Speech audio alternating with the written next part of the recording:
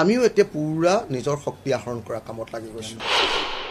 এই মুহূৰ্তত মানে না আমি এলায়েন্স সম্পৰ্কে এটা বাক্য কৈছোঁ, না এলায়েন্সৰ পক্ষত কৈছোঁ, না এলায়েন্সৰ বিপক্ষে কৈছোঁ।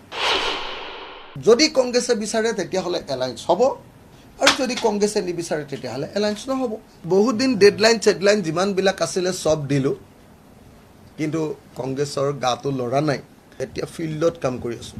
এই সময়খিনি আৰু কথা কৈ নাথাকোঁ। 2026লৈকে ফিল্ডত কাম কৰিম। 2026লৈকে যেনেকৈ কংগ্ৰেছে কৈছে যে কংগ্ৰেছে শক্তি আহৰণ কৰিব, আৰু শক্তি আহৰণ কৰিলেহে তেওঁলোকে পাৰ্টনাৰবিলাকক, বিৰোধী ঐক্যমঞ্চৰ পাৰ্টনাৰবিলাকক সহায় কৰিব পাৰিব। আমিও এতিয়া পুৰা নিজৰ শক্তি আহৰণ কৰা কামত লাগি গৈছোঁ, যাতে আমি কংগ্ৰেছকো সহায় কৰিব পাৰোঁ। সেইকাৰণে এই মুহূৰ্তত মানে না আমি এলায়েন্স সম্পৰ্কে এটা বাক্য কৈছোঁ, না এলায়েন্সৰ পক্ষত কৈছোঁ, না এলায়েন্সৰ বিপক্ষে কৈছোঁ।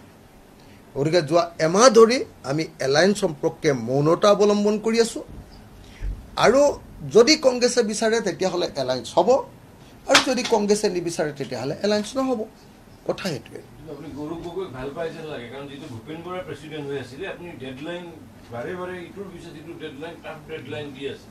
ডেডলাইনটো নিজেই হ'ল আপুনি বহুত দিন ডেডলাইন চেডলাইন যিমানবিলাক আছিলে চব দিলোঁ, কিন্তু কংগ্ৰেছৰ গাটো লৰা নাই।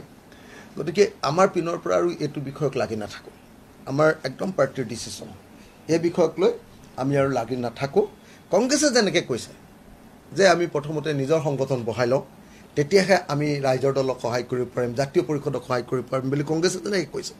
এতিয়া ৰাইজৰ দলেও এতিয়া নিজৰ সংগঠন বহাই লওঁ, তেতিয়াহে আমি কংগ্ৰেছকো সহায় কৰিব পাৰিম।